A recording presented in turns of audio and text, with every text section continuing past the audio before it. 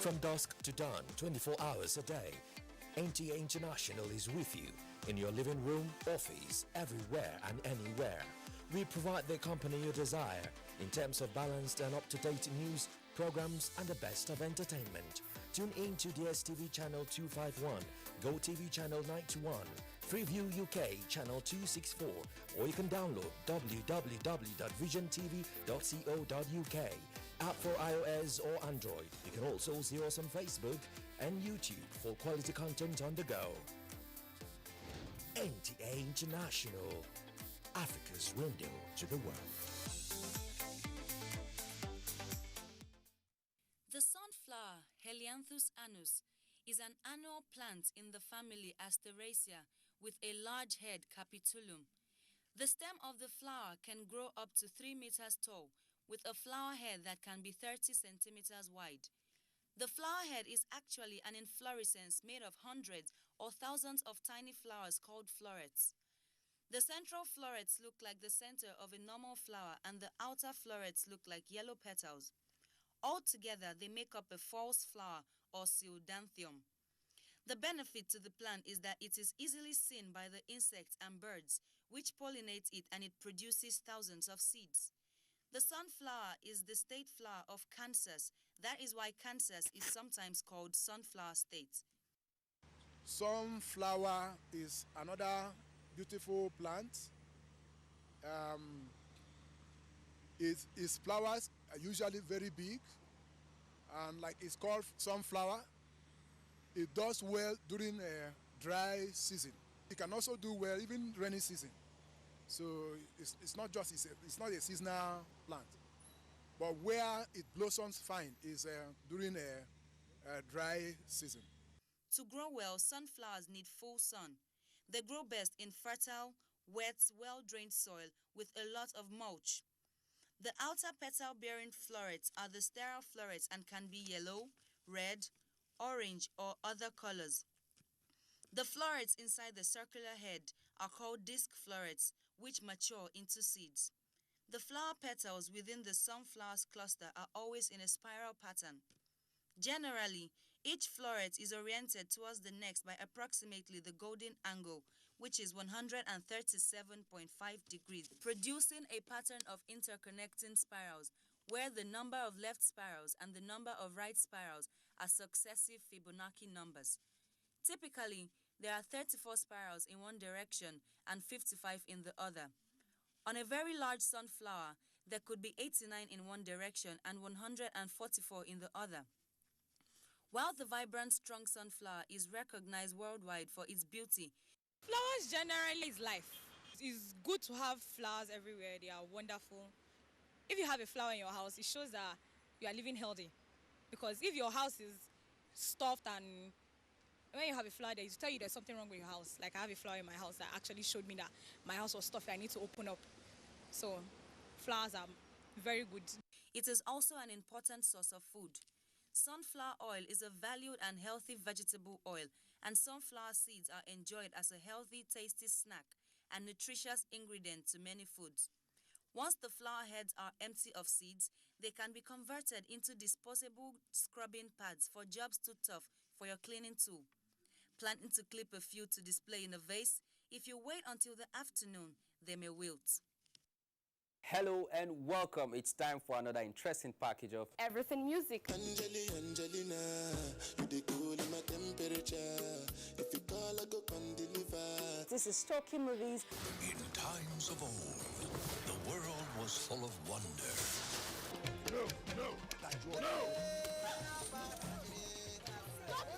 Welcoming you to your weekend for today. Arise, oh compatriots.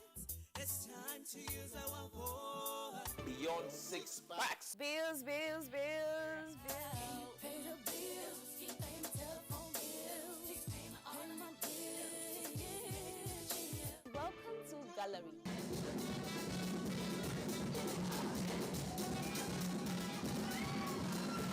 Me and my paddies. London for what? London for medicine. Medicine for what? Medicine for coffee. Are you sickness? To our illness. Welcome to Gist zone. All right, my name is the Eselusien Wego One. Ona nyokoko nyonyo.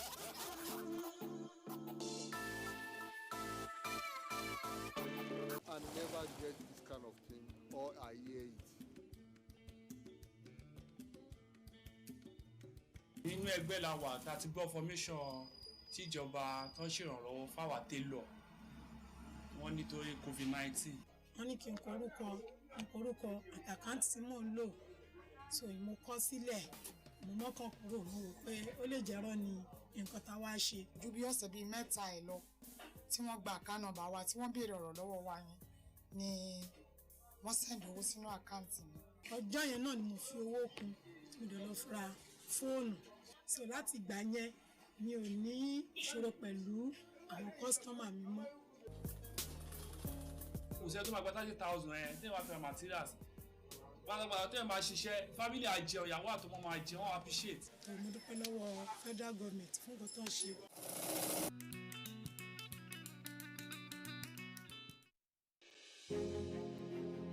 There is a lot of fake news and report circulating, especially on social media, on the coronavirus. Do not believe or partake in the spread of these fake reports. If it is not on the official website or news from the Nigerian Center for Disease Control, NCDC, disregard such report. Only together can we beat this virus. Only together can we overcome this pandemic.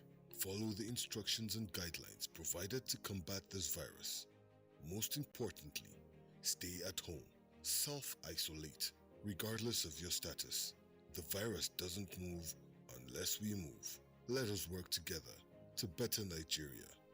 Together, we can do this. This message is brought to you by the Nigerian.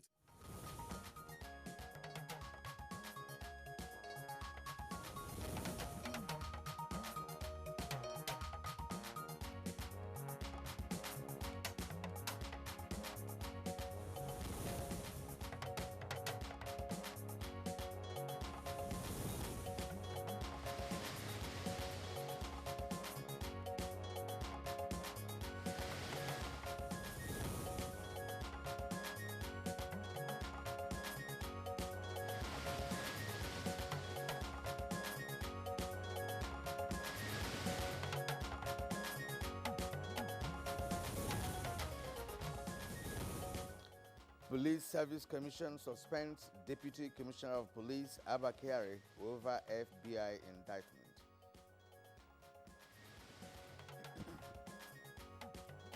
Two kidnapped students of Federal Government College, Yauri, rescued in Zamfara State.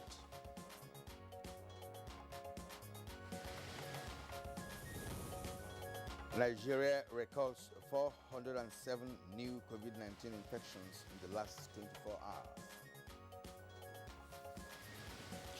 And on Good Morning Nigeria today, we shall review Nigeria's participation at the just concluded Global Education Summit in London.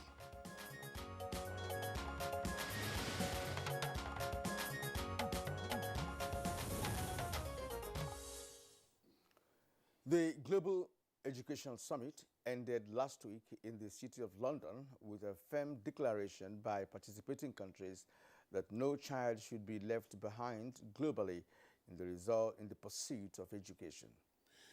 Now, President Muhammadu Buhari was at the head of Nigeria's delegation to the two-day event that brought together leaders from governments, business, private foundations, and development banks to commit funding and support for children's education, especially in disadvantaged countries of the world. The summit raised a record of $4 billion from donors committed to the Global Partnership for Education, aimed at improving educational access for millions of the world's most vulnerable children. The ultimate goal is that between now and 2025, a total of $5 billion would be contributed by donor countries and partners to support education. Also during the summit, 19 heads of states and government committed to spending at least 20% of their national budget on education. Nigeria in particular exceeded that commitment by pledging through our President, Muhammadu Buhari, to increase budgetary allocation to education by up to 50% within the next 2 years. I think, Kieran, we have to clarify that. The President said that education would now take 50% of the budget, or that it would be a 50% increase on the current allocation to education. I think it sounds more like a 50% increase on the current allocation. Absolutely, Kieran. Yeah. Now, many Nigerians are already looking forward to the fulfillment of that pledge made by the President at that high-level summit. In fact, the President told the world at the summit that parents in Nigeria know the value of education, and they make sacrifices to get quality education for their children. There's no doubt about that. Now, only that in education in Nigeria, it appears now to have come under heavy assault in recent times by the spate of banditry and insecurity in various parts of the country. As we speak, about 83 students of the Bethel Baptist High School in Kaduna are still languishing in the den of their abductors, who over a week ago released some 28 of the students previously abducted.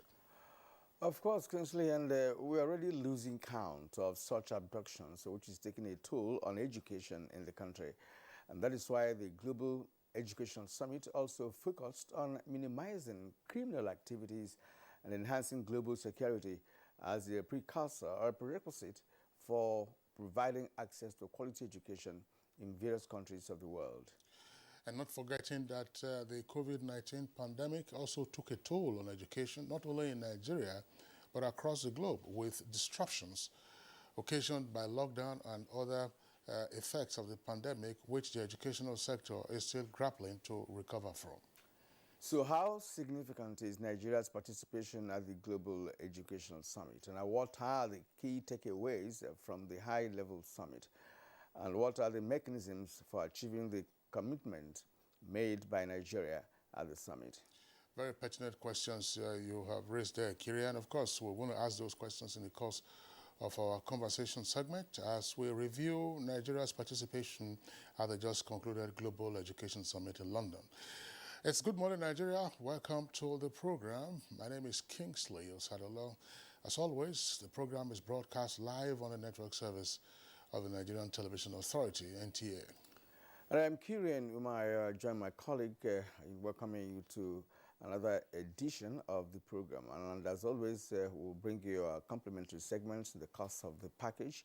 For now, here is our colleague, Nolene Ebel-Ame, with the morning news. Hello, Nolene. Hi, Kirian and Kingsley. Good morning, Nigeria. Here is the news. The Police Service Commission has suspended Abba Kyari, a Deputy Commissioner of Police and Head Intelligence Response Team of the Nigeria Police Force, from the exercise of the powers and functions of his office. A statement by the Commission says the suspension took effect from Saturday, July 31st, 2021, and would subside pending the outcome of the investigation. The Commission has also directed the Inspector General of Police to furnish it with information on further development on the matter for necessary further action. Police in Zamfara State have rescued 2 of the kidnapped students of Federal Government College Birni Yauri, Kebbi State. The kidnapped victims were rescued in Dansadau district of Maru, local government area of Zamfara State. We are immediately taken to the hospital for medical checks. And they were debriefed by the police yesterday. And by the grace of God, we want to take them to Kebbi State. And still on police, Kaduna State Police Command has apprehended a total of 39 suspects for their alleged involvement in various crimes, including kidnapping, banditry, and gender-based violence. 90. Number of kidnapping victims rescued, 198. Number of homicide cases reported, 66. Number of homicide suspects arrested, 126. Number of cattle rustling cases reported, 15. Kidnapping and other heinous crimes in Taraba State will soon come to an end as the Fulani nation in the state has resolved to fish out the bad eggs within its fold and calls on the other ethnic groups to do same. The resolution follows a meeting held at the instance of the Emir of Muri in Jalingo. Undertaken that you will take steps within 5 months to make sure you educate and convince all bad people to become good. And you will expose to the law and to the emir and to everybody who can do something, those that fail to repent. Those who fail to repent, we will not cover them. We expose them to law enforcement agency. We also want the emir to note that the brand behind kidnapping are in cities. They employ village people to help them. The National Drug Law Enforcement Agency has apprehended a lady at the Murtala Muhammad International Airport, Lagos, with 35 wraps of cocaine.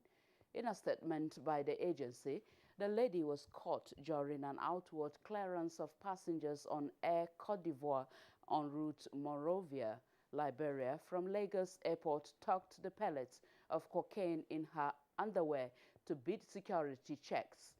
In another development, an intending male passenger going to Istanbul was arrested with 78 grams of cannabis mixed with dried bitter leaves at the Lagos Airport on Tuesday, 27th July 2021, during an outward clearance of passengers from Egypt Airline to Turkey. Another male passenger going to Milan, Italy, with different quantities of tramadol and rofinol concealed in foil papers wrapped in a polythene bag was also arrested. Operatives of the agency also raided a warehouse at Mailefi village in Kontagora local government area of Niger State, where 125 bags of cannabis sativa suspected to be supplies for bandits operating in some parts of the state were stored. And talking health now, the number of COVID-19 infection in the country has continued to rise, with the Nigeria Center for Disease Control confirming 407 new cases in 17 states within the last 24 hours, bringing the total number of confirmed cases to 175,315. Lagos recorded 160 of the new cases, Akwa Ibom 75, Ondo 51, Abia 33, Oyo 29, Kaduna 18, and Katsina 7 new cases. Gombe and Ogun have 6 new cases. Ekiti 5, Delta and FCT recorded 4 cases. Ebonyi 3, Edo and Niger 2 cases, while Bayelsa and Nasarawa recorded just a case. Cases treated and discharged are 165,005, while the death toll is now 2,149. That's the news for now. The program continues with Kingsley and Kieran after this break. I am Nolin Ebel Ame. Good morning. The Council of Our Fathers. My advice to these young people is please do not take us back to those harrowing days. You probably do not know what it is. Nigerian youths, let's build our nation together.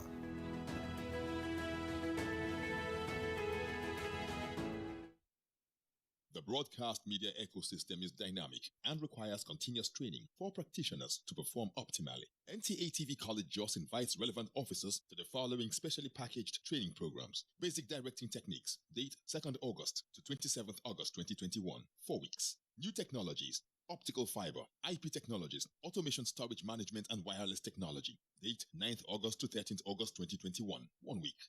Transmitter Operation and Maintenance, date 23rd August to 27th August 2021, 1 week. Advanced Broadcast Accounting and Auditing, date 30th August to 24th September 2021, 4 weeks. Emotional Intelligence for Workplace Efficiency, date 6th September to 17th September 2021, 2 weeks. The course fee for the 4-week course is 100,000 naira per participant. The fee for the 2-week course is 80,000 naira, while the course fee for the 1-week course is 60,000 naira only, accommodation inclusive. The venue for all courses is the serene and secure environment of NTA TV College near Old Government House, Rayfield, Jos. For more inquiries, please call 0803 079 5335 or 0806 980 9807. NTA TV College, Jos, training you to be the best you want to be.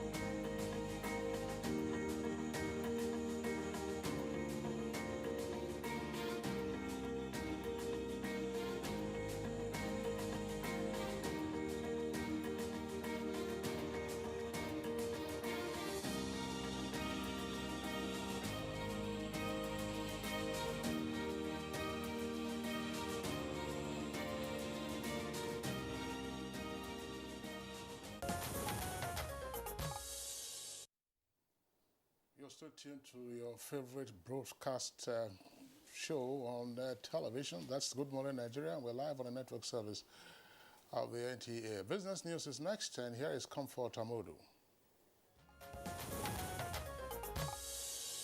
According to Joint House of Representatives Committee on Finance, Banking and Currency, Nigeria loses about $30 billion yearly from revenue leakages and revenue shortfall infractions.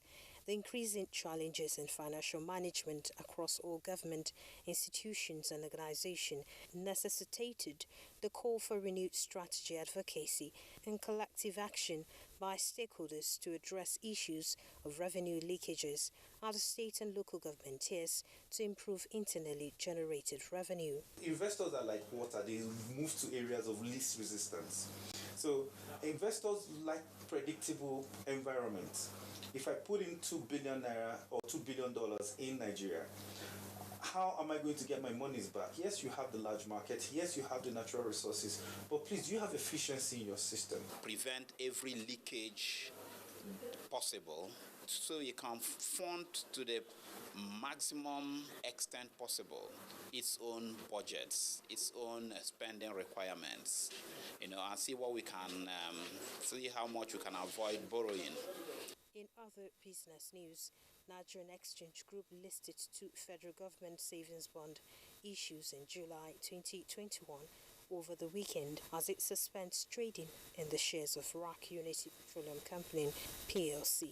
With business news, Comfort and Modu. Many thanks, Comfort, for that business news. And up ahead, newspaper review.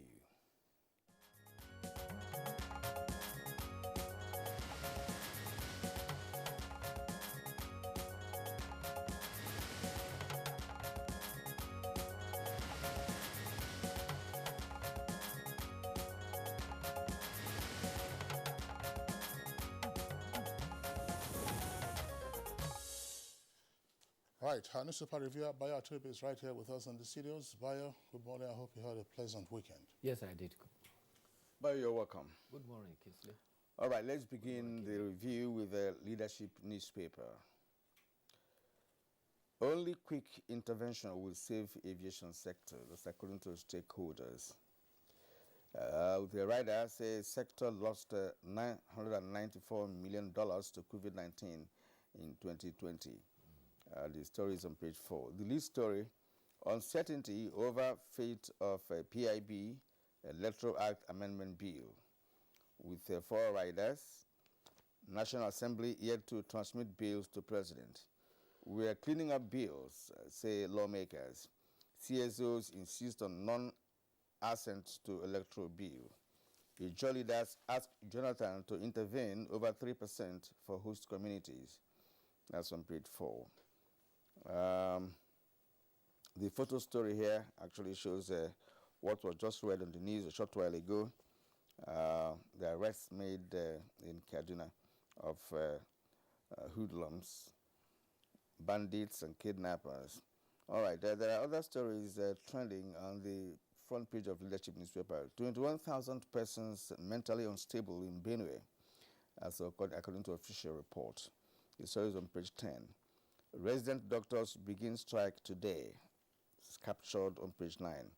4 abducted Islamia pupils feared dead. The story is on page 10. Discordant tunes over APC World Congresses is on page 7. Hush puppy. Police suspend Abakari. Begin probe. Details on page 7 of the Leadership newspaper. Constantly. Okay, let's take a look at the Daily Trust newspaper. Daily Trust, below the nameplate, following headlines. APC to expel bigwigs over parallel congresses in Kwara, Kano, Lagos, and others. APC to expel bigwigs over parallel congresses in Kwara, Kano, Lagos, and others. Cargo haulage cost falls by 70% in 1 month over low import. Students worry as federal government meets ASU over fresh strike threat. The lead story is an exclusive report by the Daily Trust itself, and it comes with a kicker, Ali Kachala, unveiling the Zamfara terror kingpin who downed NAF jet. NAF stands for Nigerian Air Force. Unveiling the Zamfara terror kingpin who downed Nigerian Air Force jet. His rise and exploits, treat them as terrorists, that's according to an expert, and how they can be tackled, according to security analysts. Well, of course, you have the artist impression of Ali Kachala and some of his gang members. You have details of that story on page 5. Ali Kachala unveiling the Zamfara terror kingpin who downed NAF jet. Hush puppy, that's the kicker. Police begin probe, suspend Kyari. Federal government refunds 620 billion naira to states for federal roads in 3 years. That's according to a minister. 4 killed, houses burnt in Plateau communal clash. Presidency to Lamido. Reveal how Turaki surrendered governorship ticket to you. That's page 6. Bayo. Thanks, Kingsley. Let's start with a report from Punch, who indicate that COVID-19 death toll has increased by 240% in 1 week. Furthermore, it said that about as many as 310 out of the 13,641 international passengers tested positive to COVID-19. The worry here is that these are not inbound passengers, they are outbound passengers. And the concern has been expressed that if not because they intended to travel, they probably would not have gone out for tests, and they tested positive. In fact, the chairman of the expert review committee, Professor Yowale, has expressed serious concern, and he says that he is worried about the reports coming from Akwa Ibom State and the rising number of cases and deaths. And he says the sad thing is that the state is not even on red alert. He has also expressed concern that the outbound passengers must have been infected by somebody, and they are also definitely infecting others. And there's no indication that there's contact tracing about them. And were they not intended to travel, nobody will have even identified them as COVID-19 carriers.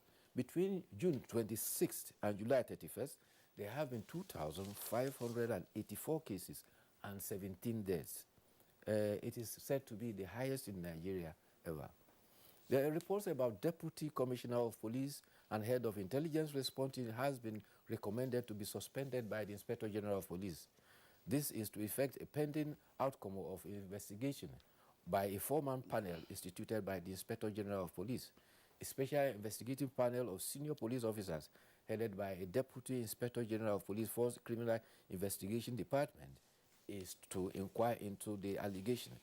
The Inspector General of Police says this is to enable the panel investigate the allegations without interference.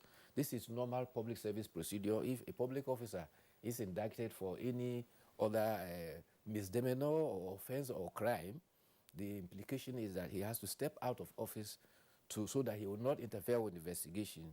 And the Police Service Commission has accordingly approved the suspension, and it says it is awaiting the Inspector General of Police to furnish it with details of the development. This Police Service Commission is responsible for the supervision, the promotion, and discipline of all police officers. Ever heard of the news that there is no moral or honor among criminals? Well, a well-known kidnap kingpin in Kogi State, who once allegedly kidnapped his own father and received a ransom of 4 million, has now been neutralized. The Chief Press Secretary of the Kogi State government, Mr. Onogu Mohammed, says that the Kogi State security operative in Olamaboro local government area neutralized this kingpin in an exchange of gunfire. So members of the public who had been held one eye closed, one eye open when they sleep, can now heave a sigh of relief. The security team also nabbed another renowned kidnap kingpin. His name is given as Kizido Ochome, whose notoriety is for terrorizing citizens in Olamaboro local government area in Kogi State, as well as Obadibo local government area of Benue State. So he's a cross-state kidnap terrorist. The operatives of the Nigeria Drug Law Enforcement Agency at this weekend arrested 3 outbound passengers with various attempts to sneak away with drugs. The first is Edith Okafor, who had concealed pellets of cocaine in her underwear.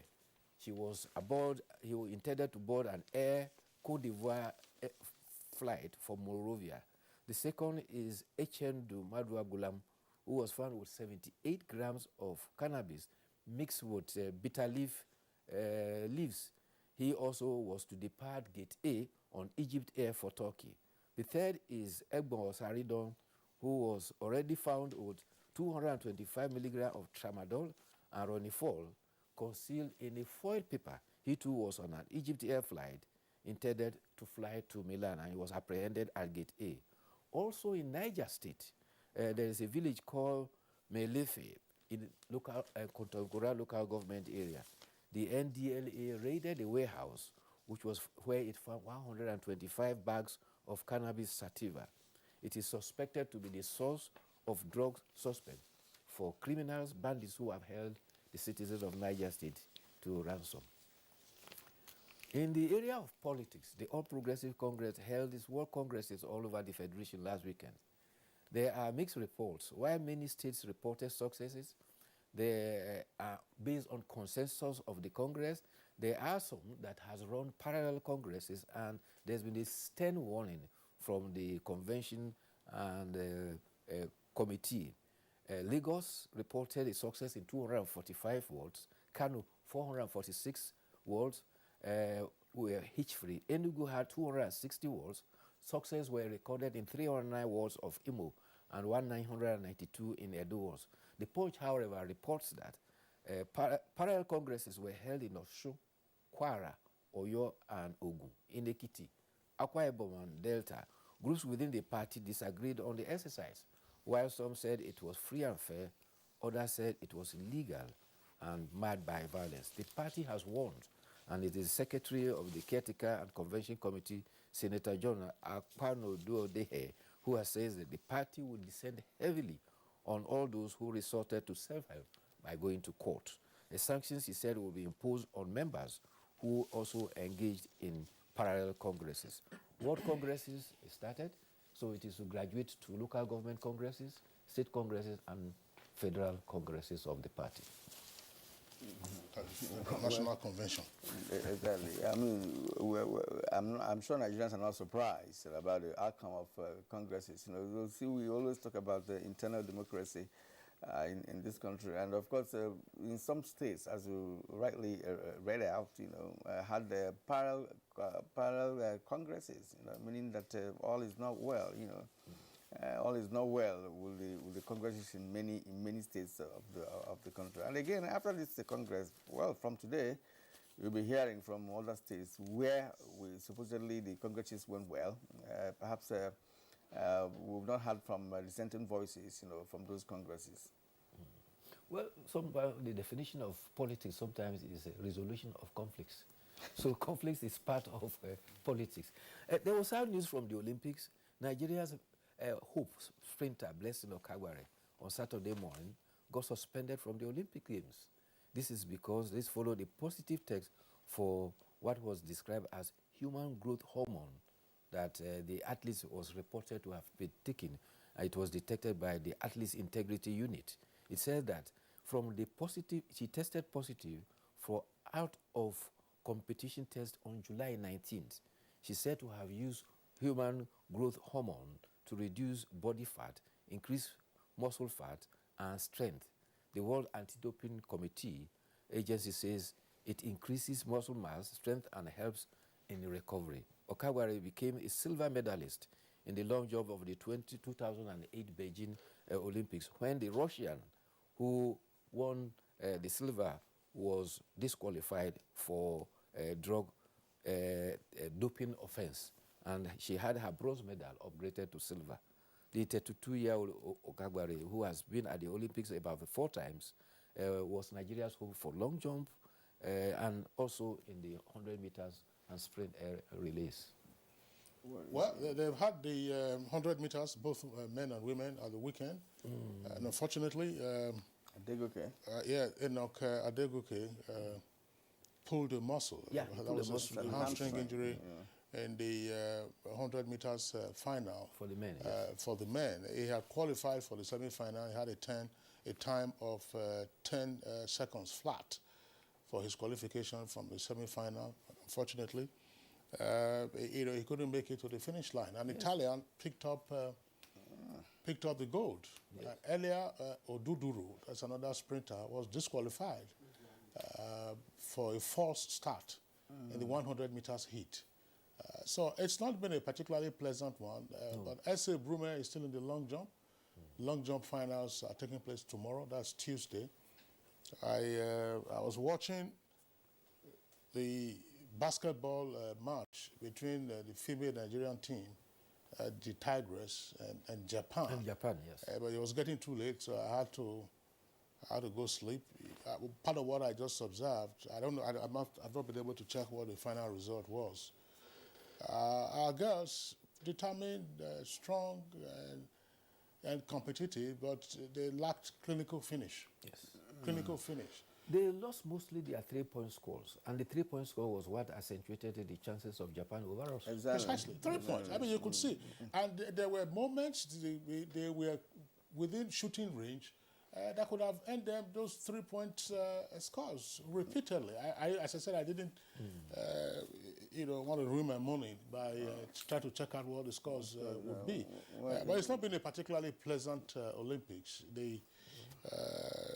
So far for us, you had 10 athletes who were disqualified. We will let them return and then let us hear stories. But for such a thing to have happened, that 10 of your athletes did not meet the screening requirements, that's to say by way of undertaking the required doping tests out of season, prior to the Olympics. I said heads must roll. But these prior to the Olympics. See, these are professionals. They should be able to know the prohibited medicines or drugs, as it were. They are not properly guided. Even hormone-enhancing drugs. Sadly, there's rivalry between the federation that is supposed to manage the affairs of the athletes itself, and there seems to be gap between them and even the supervising ministry. All right, let's go to the editorial. Flood. We can do more to tame the monster. Yes. Year in, year out, NIMET will come with flood warning. But what do we get at the end of the day? Flood overwhelming everybody. It is only area of flood where the ears hear, but the owners of the ear do not heed the warning. Year in, year out, the floodplains of Nigeria are always inundated. Come to talk of it, you know, when we talk about this flood thing here, what can you do? It inundated Europe, America, who had the best of drainage system, who have this technology to even, try and stop the flood. So you see, when we talk about climate change, it's all part of it. Yes, you, as I rightly pointed out, you know, we don't really prepare for it. But if you can get into across Europe and Americas, that shows that something is wrong somewhere, which may be natural. That's why we talk about climate change. So I'm not sure there's much that we can do here, you know, to stop these floods from coming. But as rightly said, I mean, if you prepare for it and try and do the much you could before the floods come, fine. But otherwise, I wonder why it's overwhelming the entire world. Granted that, yes, climate change is responsible and it is a worldwide phenomenon. But to be forewarned, they say, is to be forearmed. The forewarning was there, but the arming has been very slow. And this is why we have to emphasize on this prerogative. The warning by NIMET and also the initiative to ensure that drainages are cleared of clogging. We have a very bad habit of dumping refuse in drainages and we get them blocked. There's the coastal element also. In areas of reclamation, it has been a matter of consequence that the sea is fighting back. Well, the flood alert is usually issued by the Nigeria Hydrological Services Agency. That's NISA. They are based in Utako here in Abuja. And I don't know whether Kira and I have been on site together, where the DG of NIMET, the DG of NISA, and other rain and water experts have talked about flooding and the flood alert. These are the jazz months, as they are referred to, where, you know, July, August, September, where you normally have heavy rainfall. And this year, it's not been out of character. I mean, there have been so many catastrophic incidents. Buses plunging into swollen rivers, buses with passengers fully loaded, also swept away, persons drowning in different parts of the country. There are different types of flooding, as you were trying to indicate. Yeah, global warming, you can attribute that to what is happening in the coastal areas. But global warming has nothing to do with urban flooding. Urban flooding is just poor maintenance of drainages. And then river flooding, Kieran, just hang on a second. Kieran, river flooding also arises, as the experts have always told us here, that we are not fully utilizing our waters. Okay, well said, you know, but I also see flooding of cities in America, cities in Europe. That's how I'm just wondering, you know, they have the best of drainage system and more prepared technologically and scientifically more than we do, yet they are flooded on yearly basis. Okay, Kieran, see what happened in Germany. See what happened in Germany. The amount of rainfall that occurred within, say, 24, 48 hours was what would have fallen, say, in 1 month. That's it. That's 1 month. Hang on a second. 1 month. And it caused a great deal of devastation. But the issue they are investigating now is what happened to the flood warning system, and why we don't know responses, whether or not the flood warning systems were activated. All right. You are quite right. You know, flooding is flooding. Yeah, that's just that. You know, each country has its own peculiar problem. The consequence would not have been. All right, we call it a day here on Newspaper Review. Bio, we thank you indeed for your analysis. We hope to see you again tomorrow for more on Newspaper Review. This is Good Morning Nigeria, reaching you live on the network service of the NTA. We'll take a short break now. When we come back, we shall be dealing with a review of Nigeria's participation at the just concluded Global Education Summit in London. A new edition of TV Guide is out exclusively with Governor Simon Lalong of Plateau State. Since assuming office, our rescue administration has pursued the path of peace and reconciliation and restored confidence among people of different ethnic, religious, and political persuasions. Peace is back on the plateau. We are building world-class infrastructure in roads and opening up opportunities for innovation. The Television is a compendium of mind-blowing stories for your reading pleasure, ranging from entertainment, economy, sports, media, politics, family, and lots more. Pick up a copy and keep abreast with issues and trending features within our space. TV Guide, very incisive, very educative and compelling. Grab a copy at the vendor near you or any NTA station nationwide. TV Guide, your indispensable companion.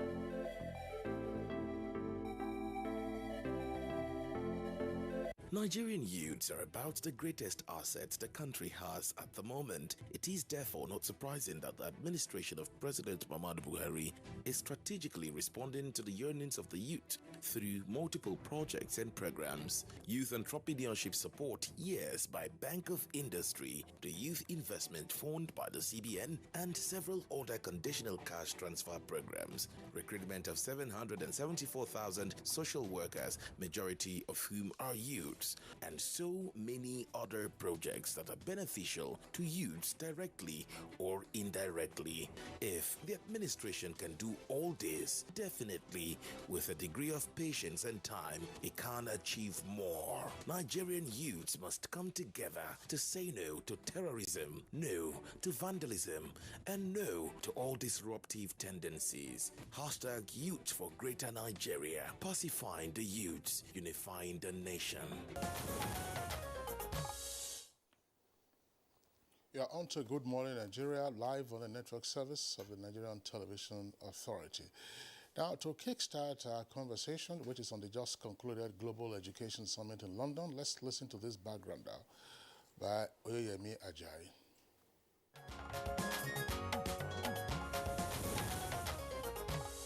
The Global Education Summit, which held on 28th and 29th July in London, United Kingdom, was co-hosted by the British Prime Minister Boris Johnson and the Kenyan President Uhuru Kenyatta. It brought together heads of states and governments, as well as officials and youth leaders, to provide a platform for partners to chart a way forward towards transforming education systems through the exchange of best practices. The goal is to raise at least $5 billion towards supporting efforts at transforming global education system for learning outcomes fit for 21st century. President Buhari's attendance corroborates his commitment, promises and assurance to give more emphasis to education, including the allocation of more resources to the sector under his administration. The president lent his voice to the Raise Your Hand campaign on closing the financial gap on education, described as the heart of all national development efforts. He also committed to raising the budget for education by 50% over the next 2 years and up to 100% by the year 2025. And this is aimed at improving learning outcome in the country. Some child somewhere may well be the one who goes on to develop the next vaccine to deal with cancer or whatever other problem afflicts humanity. Some kid around the world will, I have absolutely no doubt, have their lives transformed, and many, many kids will have their lives transformed by these funds. Let us remember that even though money is necessary for transforming our education systems, it alone is not sufficient. A deliberate, committed drive towards ensuring that each dollar investment impacts quality and holistic education for our children is equally as vital. Over 200 million. And the size of the country itself is a major challenge for any administration. Absolutely. But luckily, people have realized that education is a starting point. Yes. Anybody who missed the opportunity of receiving education, he has missed everything. Hence, the fight for opportunities for education is very, very severe. Deliberations at the summit includes the power of education transforming education for girls, financing for impact and recovery, as well as the priorities for transforming education. The president said Nigerians are completely aware of the priority of education, hence they are making necessary savings and inputs to make sure that children and wards get opportunities to quality education, while affirming that anybody who misses education misses everything. There are expectations that the president's commitment at the summit should be translated into political will and action for the critical situation of education in Nigeria. How fast can the take-homes from this summit be translated and implemented to improve the education sector? Also, how effective will the 50% increment of the education budget be? These are among issues guests on NTA's Good Morning Nigeria will be discussing now.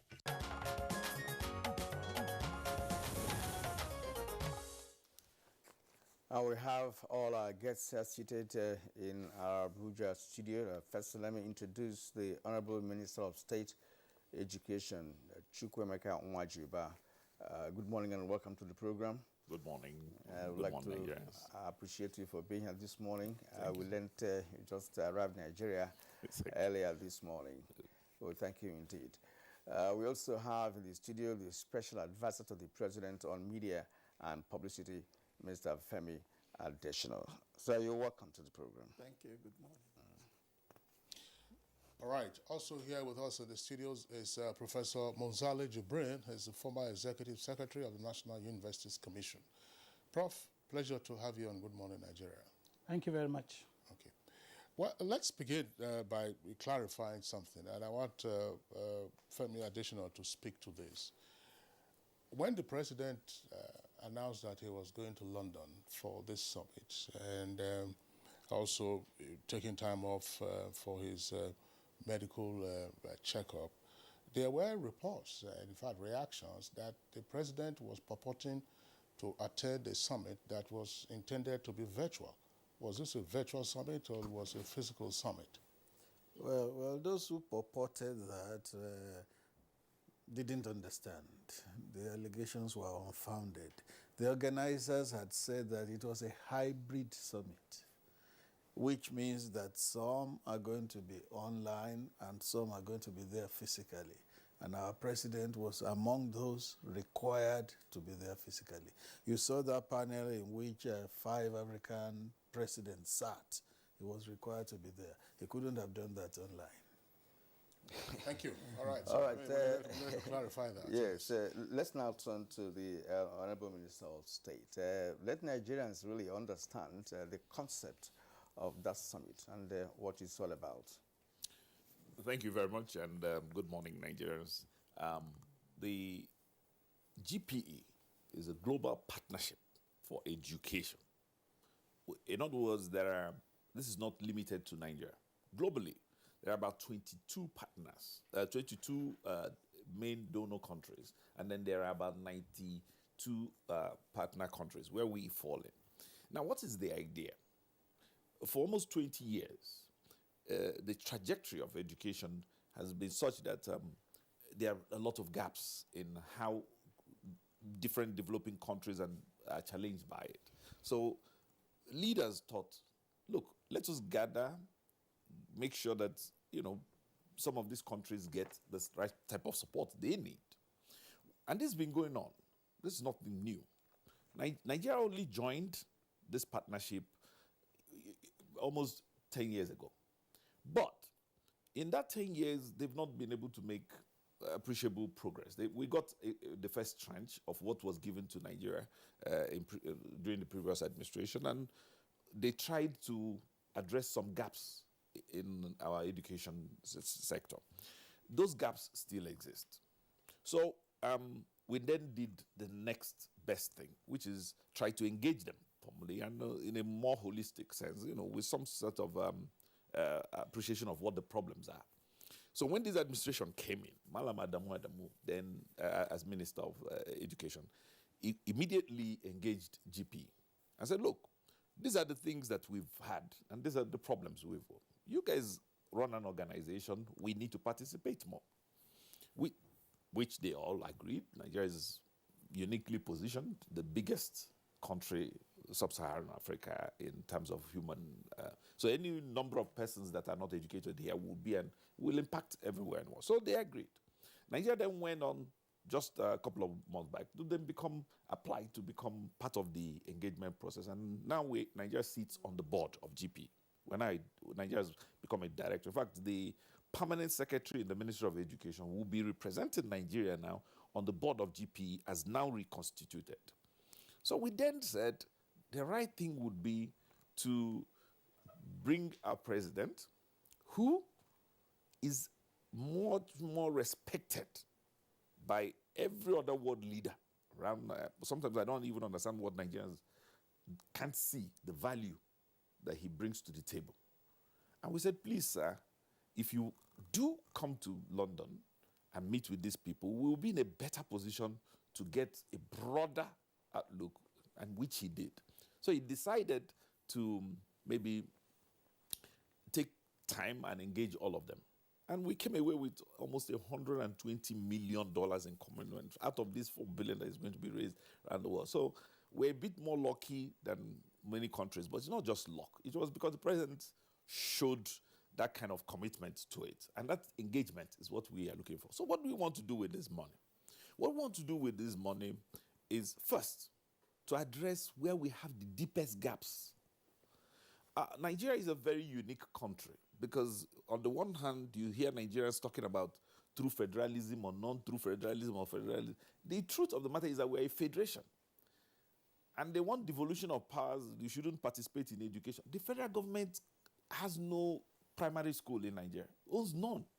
All the primary schools, nearly 135,000 of them, are owned by state governments and owned by individuals because the education is on the concurrent legislative list. Therefore, there are too many gaps in the levels.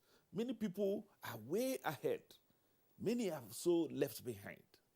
But the government can't abandon its people. The fact that one state is not doing well, I often give an example of a state that did not employ teachers for 8 years. And another state, maybe Enugu State or Anambra State, is doing fantastically well. They win everything. I mean, so why are you running a country if you're just going to leave them without that? So this intervention, as soon as we get them, because now we're going to go into the actual allocations into what they need to go teach at development, trainings, it's no longer brick and mortar. We're going to actually make sure that there are outcomes for these monies that are putting together. The education is really at the core of all national development. And as long as we have some people who are not doing well and some others who are doing fantastically well, we're going to have these leakages and these gaps. So we need to appreciate as a country that we're going to develop together. We must bring everybody on board because you never know where the next genius is going to come from, but you must give everybody an opportunity. And that is the responsibility of government. We understand that there are private individuals who may have all of this money, who want the best for their children and so on. But the biggest spender in education is public money. And it is only by giving people public access that they can actually become that crop that you choose them to be. And that's what this engagement is about. So this engagement is to put our leg into the global governance for education, global partnership. That partnership in turn helps check what Nigeria is doing. So you've heard the president now say, look, because you're welcoming us and because we're doing this together, we're going to commit. We're going to commit that we're going to continuously increase our spending in education so that we can outstrip even the 20% requirement. Because the minimum threshold of 20% Nigeria is almost willing to do that. But he has also committed to almost 50% in the next 2 years, meaning that we have to have a whole of government approach. We're no longer just going to say, because we gave UniBen 10 teachers or lecturers. That's not what we... Ministry of Education is actually a regulatory framework. We need to bring the whole of government to see what it is that we are spending. The federal government and all its subnationals must commit to how these monies are spent. And the president has given a commitment on behalf of the nation. I and all the people you see at the Federal Ministry of Education, Madamu, our professors and vice chancellors and everybody, are all going to be reviewing all of these. All the agencies of the parastatals, whether they are the UBEC, UNEC, everybody, we're all going to get together and make a speedier work of this work. Can you clarify, Honorable Minister, the commitment made by the President of ramping up the budget for education by 50% or up to 50%? What exactly are we dealing with? Okay. You need to appreciate what the President is trying to say. We are committing to, first of all, say we will bring a whole of government approach to education. And how do you do that? You get the National Assembly and all the other subnationals to say, look, this is how much we'll be spending. States, many have not considered getting to that level. So it's not like government is going to now transfer money to them. No. What government is going to do is there's a 2% of total federation account that is kept at UBEC. The laws in UBEC say the states must raise a counterpart funding for that. We must aggregate this sum into what we spent at the universal basic education level. We then must also, in addition to that, expand the national budget to then include the spendings that we are actually disbursing, which are not captured in our budget. For instance, State Fund, 2% of all company income profit in Nigeria is normally gathered and then disbursed to schools. Many of the spendings we do, whether they become spendings for lecturers to go and acquire higher knowledge, attend professional courses, people don't regard this as educational spending. Those are educational spending.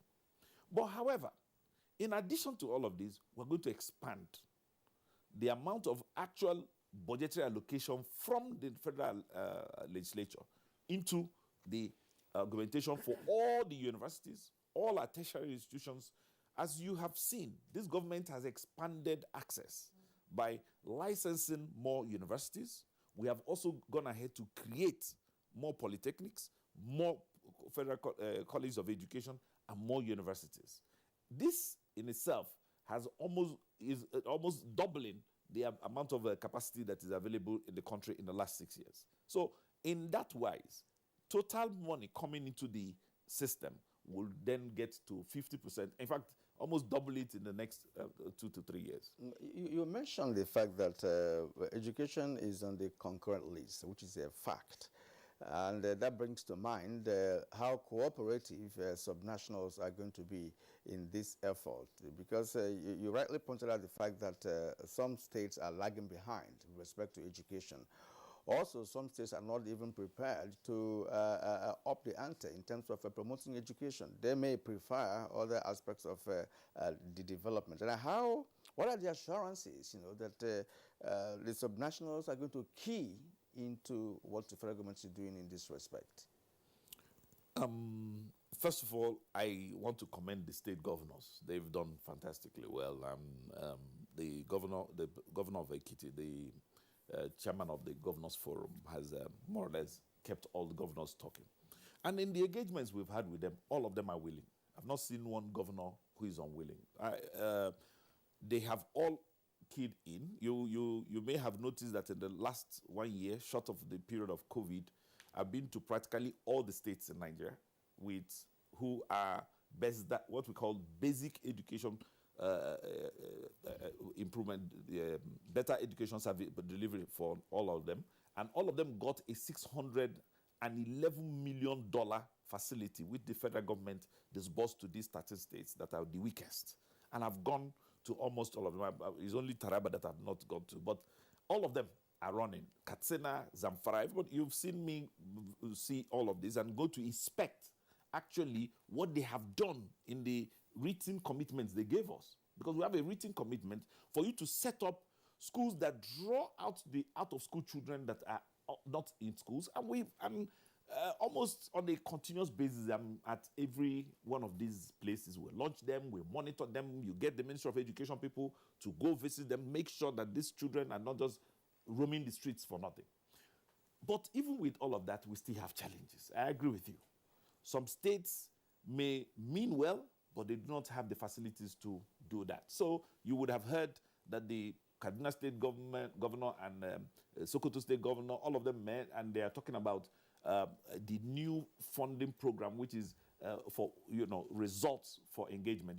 Because if we want to reward you for the results, not just send money. We now want to see if you pull in, we then give. So there's a now result-based engagement. But also we also face the challenge of now see the security situation in the country. Some of the gains we've made have been eroded by this insecurity that's created this environment. So, and you've heard that myself, we met with the Minister of Finance. She led it. She's a convening body for the Safe School Initiative, and we've agreed on some steps to call this. And the governors themselves have met and started a security audit of all their schools, so that they've actually shut down some schools which have boarding houses, but which they believe that because of the security situation may be prone to attacks. And then we want to continuously encourage those who can participate to then continue their education without losing the gains we were made. So I understand that there are those challenges, but we'll continue with them. What is, Professor Munzale, just be on standby. Let's the Honorable Minister clarify this. What is the primary focus of the expected receipts from the GPE? Because you say you want to address the deepest gaps. Are you looking at the deepest gaps in tertiary education, deepest gaps in secondary education, or deepest gaps in primary education?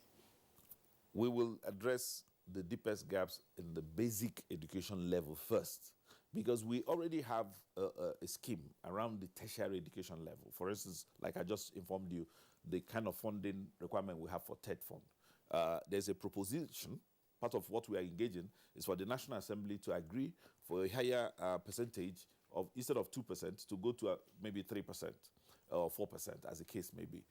Many countries have moved higher than that. There are also propositions, there are a lot of things to do around tertiary education. At tertiary education level, the funding for it. Where the problem is deepest is with school enrollment.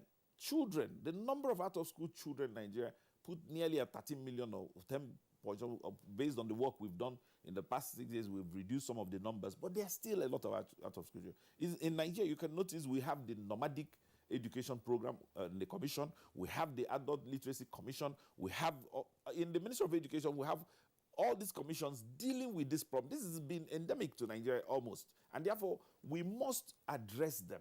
So primarily, these sums must go to states like Adamawa, Katsina, where we have the deepest gaps. Some parts of your states even, where you will think you wouldn't have these numbers. You find numbers. In the riverine communities, for instance, I was amazed that when I went to launch BESDA in River State, for instance. And in River State, it was alleged that people don't want to go to school because of cultism, for instance. So there are issues around, in fact, some of the traditional rulers in River State allowed their own city rooms to become schools so that people can go to school. So there are all sorts of engagements going around the country, and everywhere that we've gone, we want to be able to address those gaps. Those are the first things, because those are the building blocks to whatever you're going to be building in Nigeria. All right, Honorable Minister, we will return to you in the course of the program for other clarifications. Now, Professor Munzale Jibrin, you've listened to the Honorable Minister. for a while now, doing some explanations on the significance of Nigeria's participation at the Global Educational Summit. To you, what are the key takeaways from this summit? Thank you very much. Well, I think the global attention that has been focused on education will help Nigeria, because this is what some of us in the sector have been advocating for years, that we need to fund education better, that we need to also tie the output to the needs of the economy, not just produce people, but produce to satisfy the skill gaps in the economy. So I think the fact that Nigeria has now joined this partnership will help to galvanize the government, and given the commitment that the president has already made, I think we are looking forward to the transformation of education in the next 5 years, because he is committed to raising the percentage, not percentage of the budget per se, but the percentage that now goes to education, which is, by our calculation, is about 7%. It will now go to 50% of that within 2 years, and up to 100% within 5 years. I think this is fantastic. Talking about education in the states, when you look at the budgetary allocation, in some states you have up to 40% or even more. But I'm sorry to say that the governors are not interested, many of them are not interested in the actual outcomes. What they spend money on is procurement for obvious reasons. But things like teacher development, teacher welfare, and other things that are important inputs into education, they don't pay much attention to. So, I mean, you award contracts for the building of classrooms or for the procurement of furniture and things like that. It doesn't have any impact on education. Sometimes for years, the equipment purchased is locked up somewhere in a store and is never used. And nobody cares, because the whole idea was to simply go through the procurement process and not really to impact on education. Thank you. Professor Munzali, there's something that we should address in this conversation.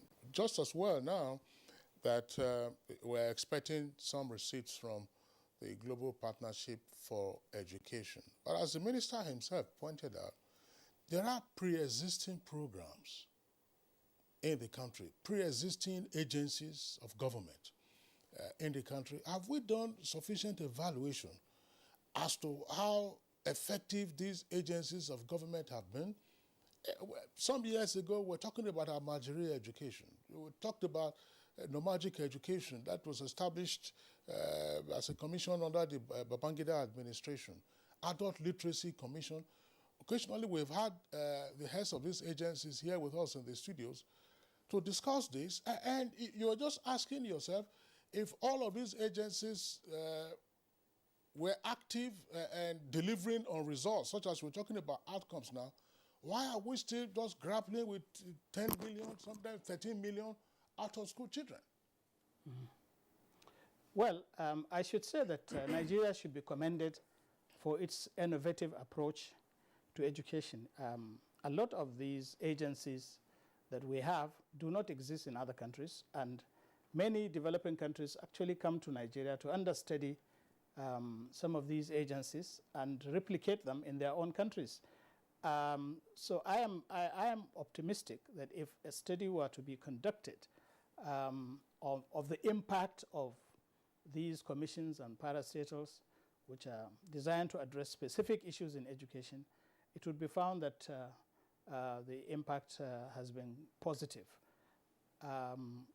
So I believe that it's not a waste of resources. And the fact that we still have problems in education does not mean that those agencies have failed.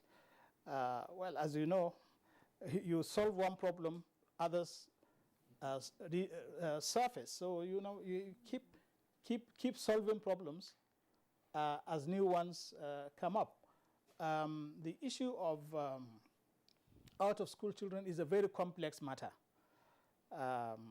Of course, there is resistance to Western education in certain parts of the country. Also, parents who are farmers would rather have the children help them on the farms than let them go to school. And the fact that we also have millions of unemployed people who are educated up to secondary school level or polytechnic level or even university level, discourages others from aspiring to acquire education, because what's the point in acquiring education if at the end of your studies you will be carrying your certificate about for 5 years without a job? Because the employment situation is very, very dire, and something needs to be done to create a very strong linkage between what the educational system produces and what the labor market requires. So the problem of out-of-school children cannot be linked to the failure or success of these parastatals, because it's a separate problem, but it can be addressed if we are serious about it. Thank you. Prof, I'm not coming to you, but I just want to make some comments from what you have just said. The question Kingsley asks is very apt, because you can have parastatals over the years. They are not making impact. If these parastatals are making impact, we won't have as much as out-of-school children that we're talking about. We had nomadic education. Babanga's regime is over nearly 30 years ago. We also had, during the Johnson administration, the Alimajari school system, which of course I'm not sure that some of them are even functional. He built some infrastructure for that in so many northern parts of the country, but I'm not sure the current governors in those states are keen into that. So that is why we keep having, children that are out of school. We'll return to that, but the comment is apt here, because there's a reason why we are where we are, educational. There's an obvious reason why we are where we are. If all these parastatals are functional and effective and result-oriented, we won't be talking about it here. All right, let's go to Femi Adesina, who he is not in the sector, but he can as well make an assessment of President's gains, from this summit. How would you assess, what Nigeria has been able to garner from this summit based on the value of our president, globally? Thank you. Just like the Honorable Minister of State for Education has said, the presence of our president tipped the scale in Nigeria's favor. GPE had extended some grants to Nigeria over the years 2012 to 2020. Then post-COVID, they did something. But the one that is coming our way now, $120 or $125 million, is the hugest we are having. And you can't divorce the president's presence at that summit from that.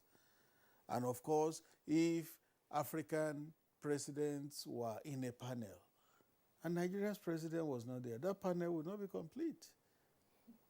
You saw the president of Kenya, Ghana, Togo, Malawi, and Nigeria's presence in that panel made a lot of difference. So I believe that the president being there physically added a lot of value to that summit for Nigeria. And even the organizers, Prime Minister Boris Johnson and President Uhuru Kenyatta, appreciated the fact that President Buhari was there physically. Thank you. But Femi, let me come back to the Honorable Minister. Honorable Minister, what is the primary focus of GPE? Because, you can address education from many perspectives.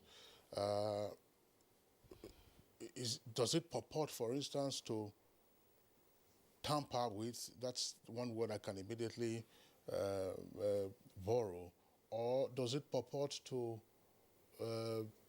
help redefine or help reshape or help focus the philosophy of education of a particular country, or it seeks to ride on the philosophy of education already enunciated. In achieving your goals, this is the way we are going to help you. Funding will come for you to get your infrastructure. Funding will come for you to boost school enrollment.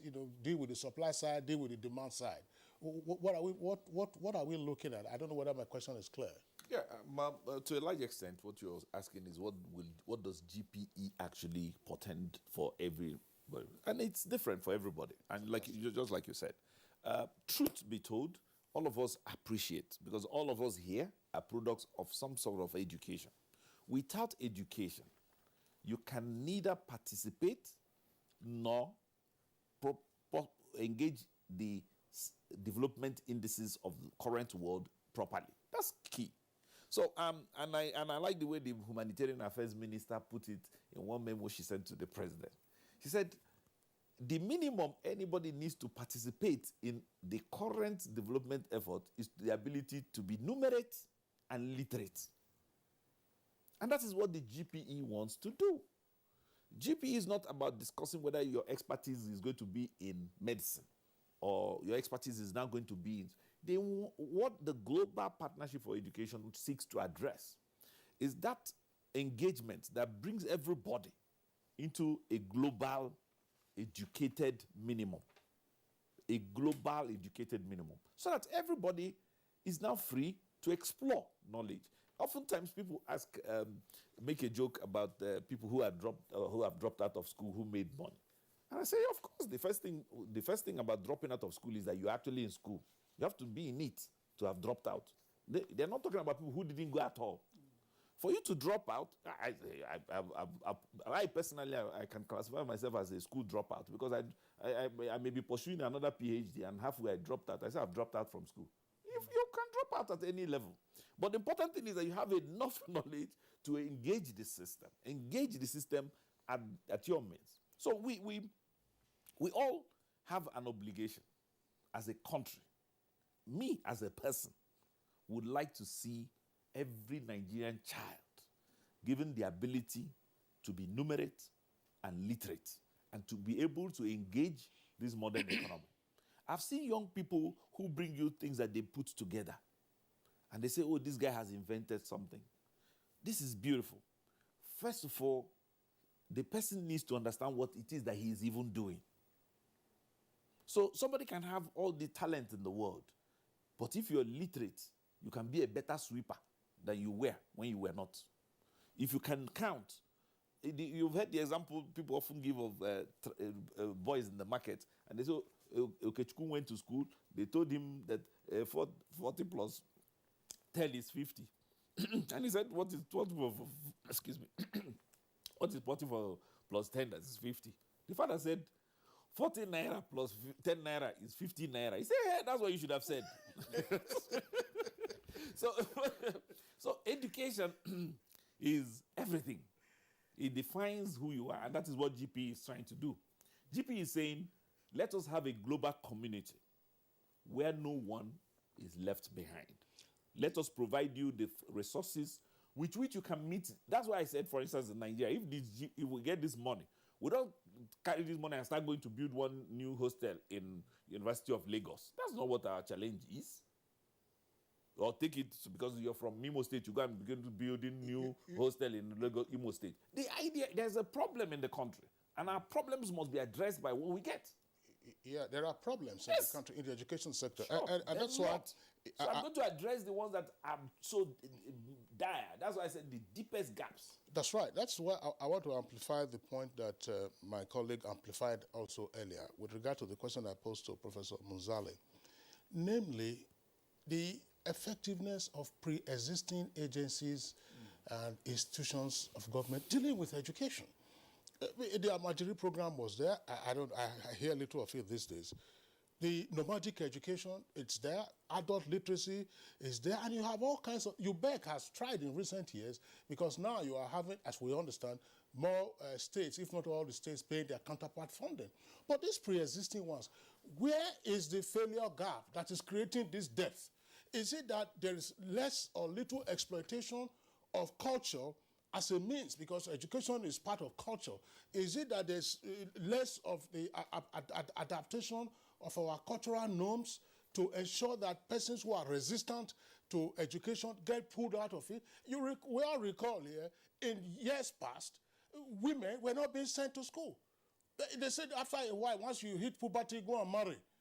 After a while, they say, okay, even if you went to school, they will get to primary school or secondary school. Then after primary school, in some cases, they say, okay, go and learn what they call sewing, the one that is now fashion designing. After secondary school, so if you are going to secondary school, go to commercial secondary school, so you become a secretary. But today, you are seeing women in all the professions. So is it that these pre-existing institutions, because if you say that this money is coming and it's going to be targeted or a whole of government approach, how do we focus the resources that are coming on the particular agencies so that they can tweak their approaches? It appears from what we are seeing that the current approaches that they are adopting are not helping us tackle the problems. And even the UBEC we talked about, so many states did not pay their counterpart funding for a very long time. That's correct. Many of them did not pay. So invariably, Honorable Minister, you as well come in here. Okay, you've heard Professor Muzali say something. He started with some of the thinking at the subnational level, where people concentrate some of their procurement, for instance. Some of these agencies have some constraint around how they've operated over the years. In the last 6 years, when we say Buhari's government is the most serious government we've had in many, many years, people think maybe we're just hyping the government. But seriousness is a thing of the mind. You must take something seriously for it to impact.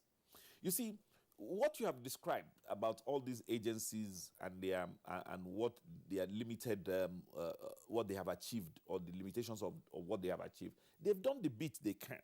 A lot of them have done well. A lot of them have.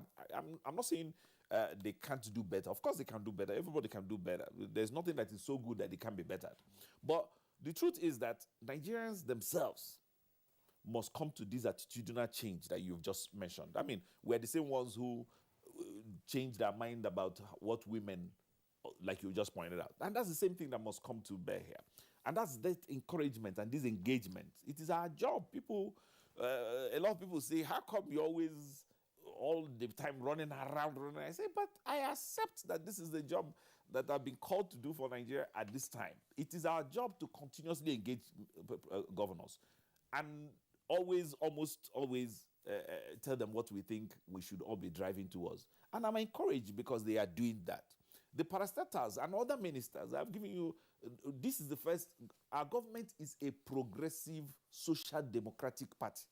We're social democrats. It's a shift. Nigeria has only just joined the social democratic norm in the last 6 years. We've always stayed conservative. Are you changing the name of APC to SDP? No, it's not. No, I'm saying it's a social democratic party. This party is a congress. Our party is a congress. It's a congress of all who are progressives in Nigeria. Anybody who is a progressive, whether you were in Action Congress, CPC, APP, we gathered everybody who is progressive in their thought and say, please, we have now set up a congress where everybody can come. And that's where we are now. All of us are now in one basket. And you can see the impact. It changes Nigeria immediately. We started with direct school feeding programs. We've started with cash transfers. This thing you're talking about, people who refuse to send their children to school. We went straight to those parents and said, we will take your children and put them in school and pay you 5,000 naira for you to, that's hawking that child used to do. That's what the cash transfer scheme is. We are the ones who are doing this. Everything, we're social democrats.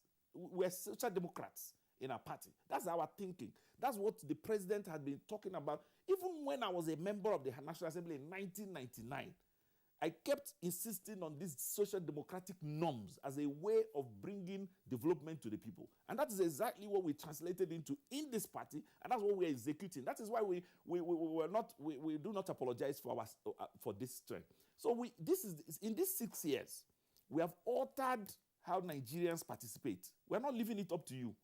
We're not even leaving it up to your cultural practices. I'm almost at when I went to see the Emir of Kazare, I wanted to see what his district head had given him as report.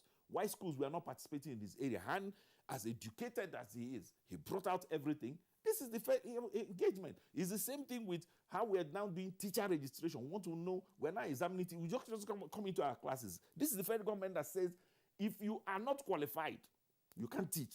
This is the first government that said cut-off date, we gave it. Teachers Registration Council, people never heard that there was an establishment like that before. Suddenly, Professor Jiboye came in.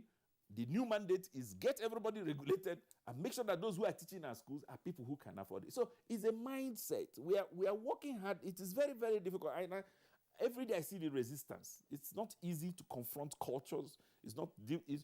I've visited almost half of the Almajiri schools. We built 156. The concept of building the Almajiri schools was a bit misplaced at the time because, like I said, Professor Monzali has also alluded to it. The idea was to build things. If you notice what Ogafemi Adesina just said now, he said the presence of the president, it alters how people think because they know that he's not a flimsy president. He's a serious person. And that presence is what is happening now. Most of the things that have changed. I went to Bauchi and we pleaded with Sheikh to please take over one of the schools. Because the schools were abandoned. They exist in Gombe.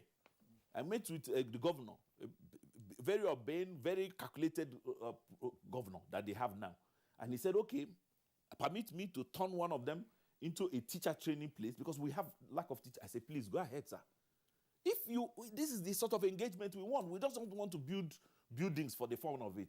And that's why I'm saying I'm encouraged because the kind of response we've gotten, there's an attitudinal change.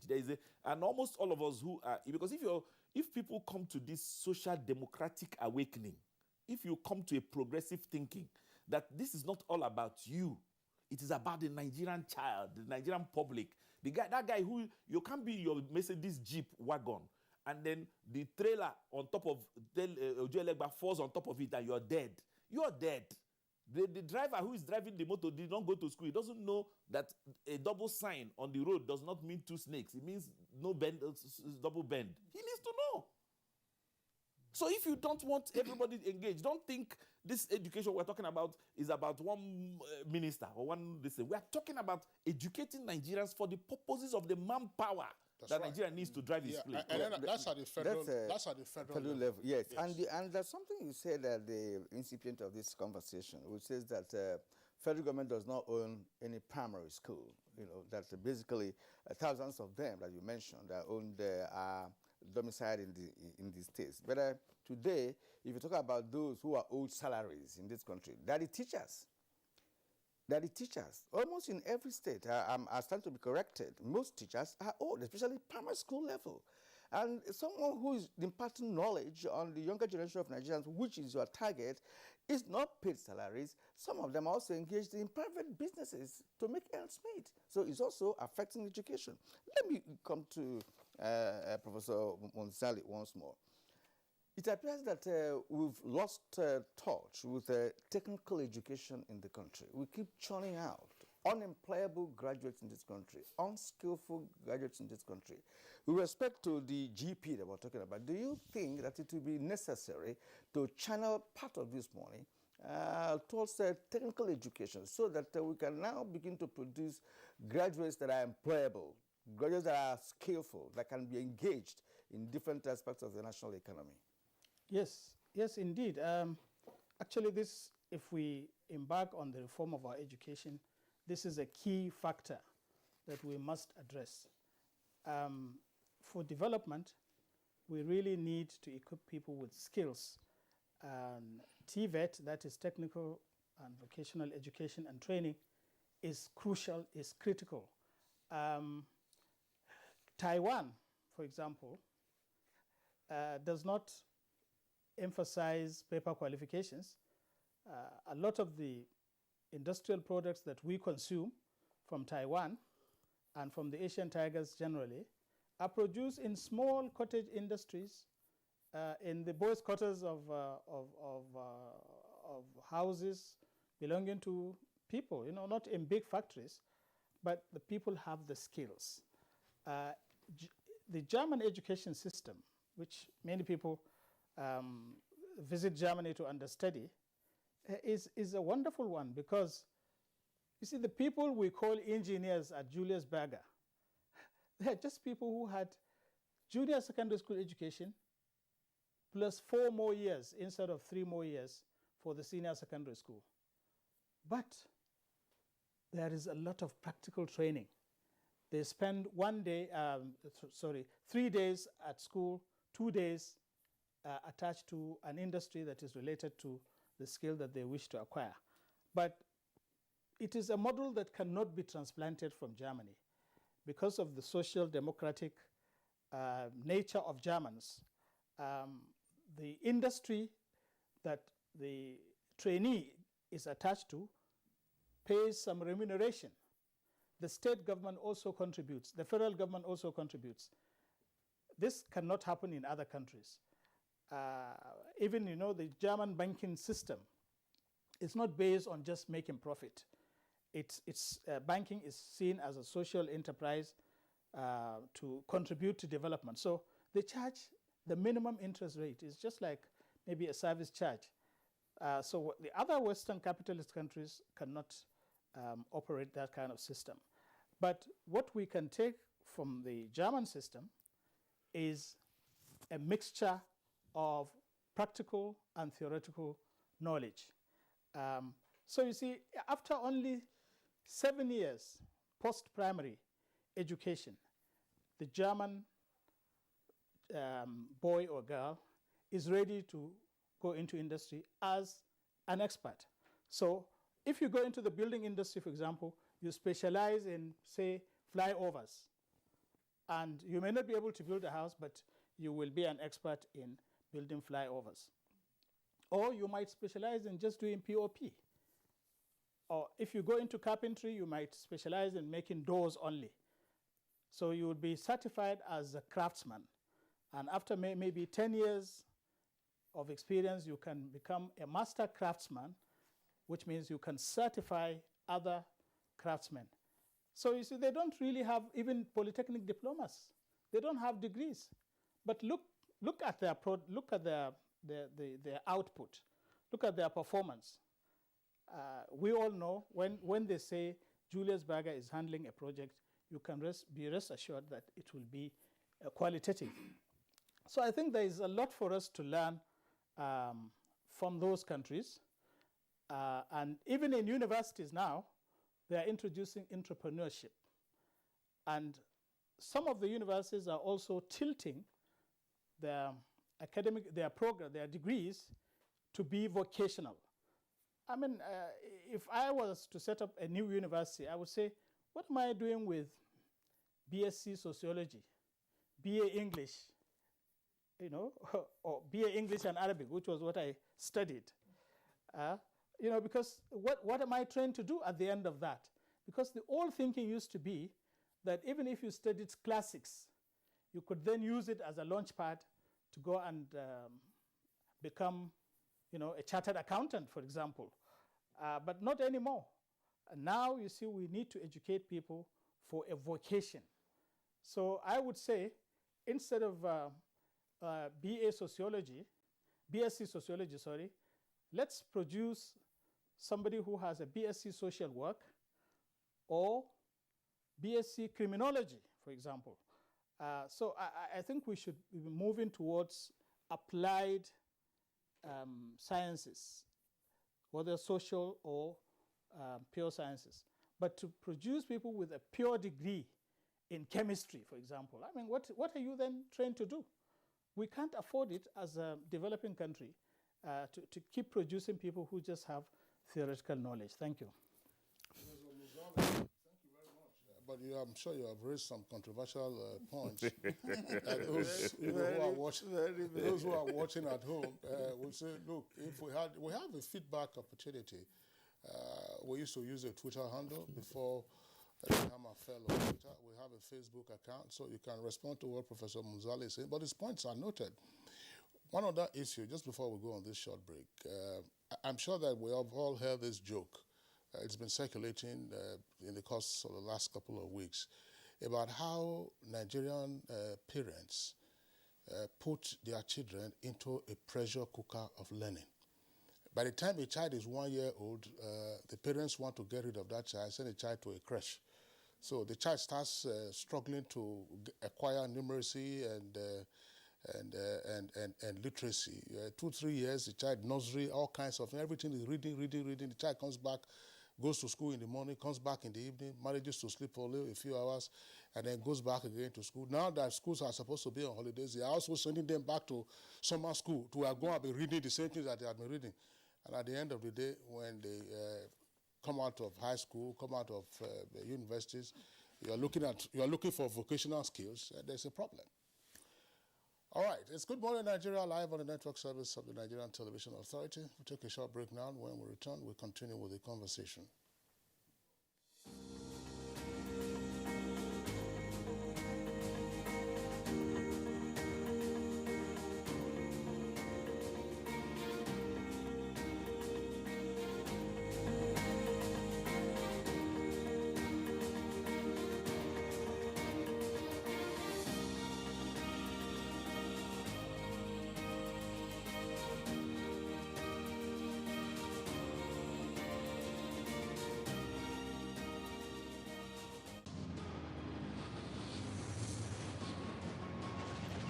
The Sports Parliament, your weekly sports program, is back to the studio every Thursday, 10:30 p.m. to 11:30 p.m.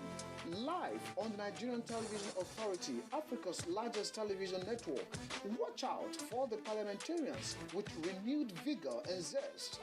Mr. Speaker with his gavel to harmonize sports resolutions. Sports Parliament, a must-watch. Sports Parliament, the home of sports verdict. The highs have it.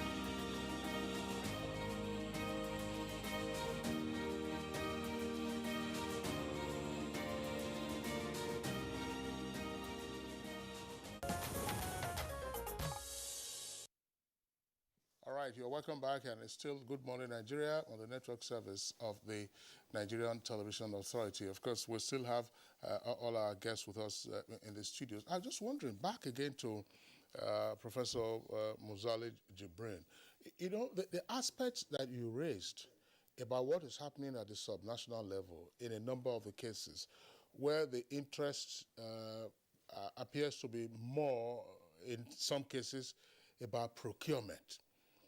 How might that narrative be changed? Because we do know that, I mean, persons get appointed into education portfolios and everybody say, wow, that's a juicy ministry. You get appointed to SUBEB, which is the State Universal Basic Education Board. Everybody say, wow, you know, that's a juicy. And the wow that we'll be hearing about those things relate now to the numbers of out-of-school children and the deep gaps that we are still struggling to close in our educational system. How do we alter this narrative? Yeah, well, you see, if the problem was with the commissioners for education and the chairman of SUBEB, it would be easy to solve. But it is sad to say that the problem is really with the governors. Many of them are not serious about education or even other social development projects.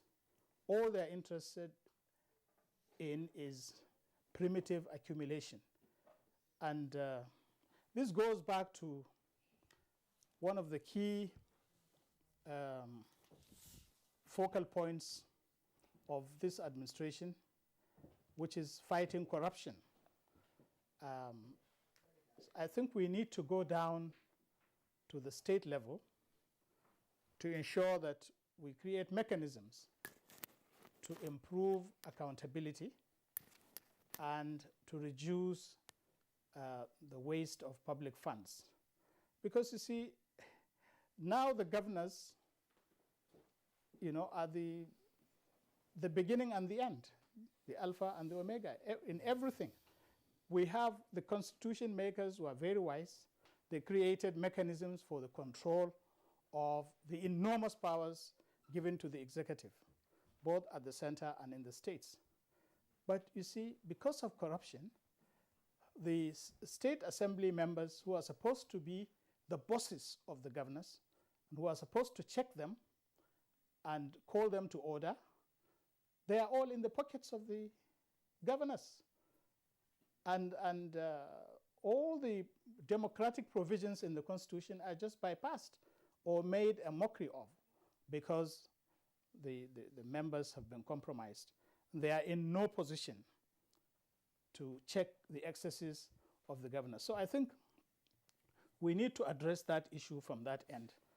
And also, the anti-corruption agencies ought to do more in monitoring what is happening in the states and how assets are being acquired or money is being laundered and so on, so that the corruption would be minimized and the citizens would be getting more value for their money. Well, all right. Thank you, Prof. Let's return to Femi Adesina. I hope this question will be drifting, but it's all part of what we are discussing. Kidnapping of students in Nigeria, it has become I don't know. Now we've lost count of how many students that are in the den of kidnappers, mostly in north central Nigeria. This is also affecting education. How is the government actually addressing this matter? Thank you. I believe that kidnapping in our schools cannot be treated in isolation. It has to be considered within the larger framework of insecurity. Because if you decide to tackle kidnapping in schools and the larger insecurity is there, it will not work. So it is within that big basket of insecurity. Tackle the insecurity in the country decisively, and then you will have safer schools. So we know that this government has done a lot to tackle the insecurity situation. But it's not done till it's done. And I believe that in not too long a time from now, we will get there. When we have a safer country, we will also have safer schools. Now, the GP you are talking about, is it? Do you think it's necessary, to use some of the funds accruable from that to also address security in schools? Because if we're talking about child education, if we're talking about enrollment in school, these are schools and these are children. And if they're not safe, how can they study? That's just part of the reason why I raised the question. Yes, but that the funds that GPE will advance, I'm not sure should be directed at securing schools. Rather, it is to give opportunities. It is the duty of government to secure the country. In fact, it's in our constitution, and government is working at that. We have security issues, we have security problems. They are being tackled, but eventually we will get out of it. And like I said earlier, when the country is better secured, our schools will also be better secured. All right. Thank you very much, Mr. Femi Adesina. Honorable Minister of State Education, I was just wondering, was there or were there any state governors on the president's entourage?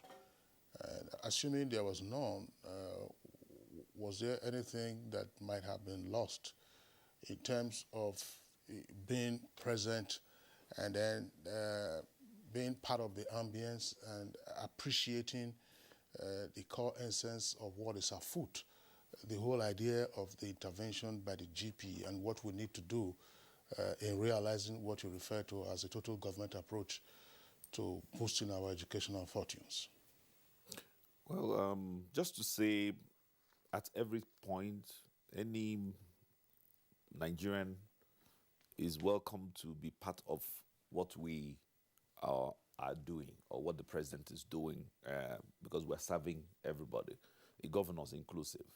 But at this particular event, governors were not invited because this was, the global partnership is at country level. You know, when people keep going back to why we kept insisting that, please, Mr. President, come, we didn't want to water down our participation.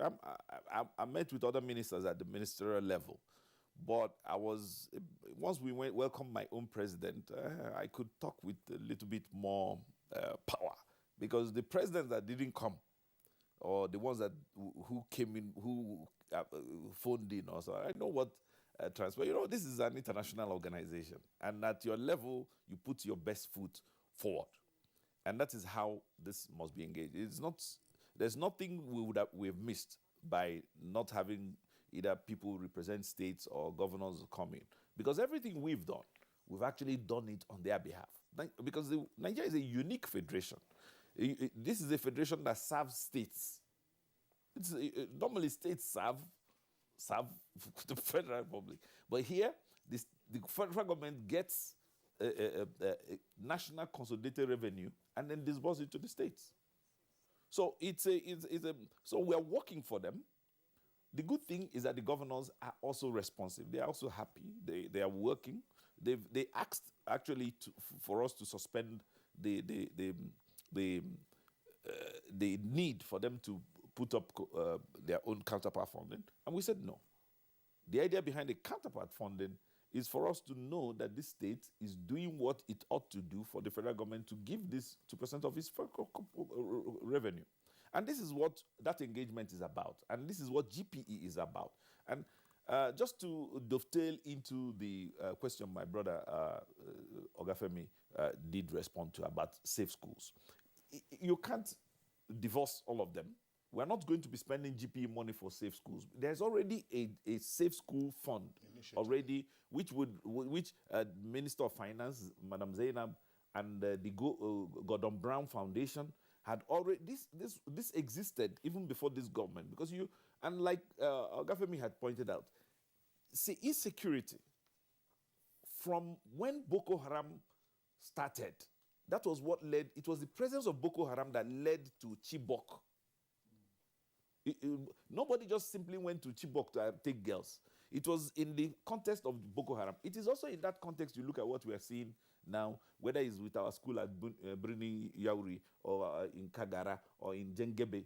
Because if you look at what happened in Jengebe near Zamfara, it's just the same. It's the same trajectory of the bandits that were on that territory at the time that took the school at Jengebe, and they left. By the time, if you look at what is happening in Tegina, it is the same trajectory around those who are the bandits in that area. In Kagara, in Niger State, in Katsina, when we had the boys taken, all of that, you look at them, there must be pockets of the bandits around that area to be able to execute that. That is what Kaduna is suffering from now, because when they came for the boys at the students at the School of Forestry, that escalated this, and it is from there, from paying small, they got more money to take the people in Bethel before they took the ones that they were in the university, before they took the ones in the polytechnic. So Usman, so our idea, and when you hear that we are saying no to paying bandits, is because they have nothing else to do with the money. Any money you pay them, they can only increase their empire. So, like he said, you must look at the country holistically.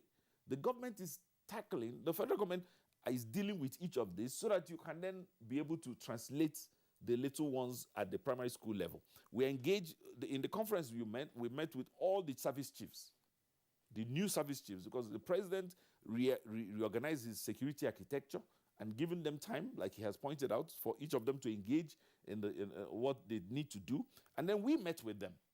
We sat down with them, we looked at it, and the governors themselves made inputs. Governors are now using trigger mechanisms. Governors are now doing security audit for each of their schools. Governors are, the response in Sokoto must not be the same way in Kaduna. The response in Niger, it's not the same response. Because they're all specific. Everybody, there are some things they checked. For instance, what is the response time between one school and where the military are? How long does it take to move people so that they know? Because you see, the military cannot react the same way.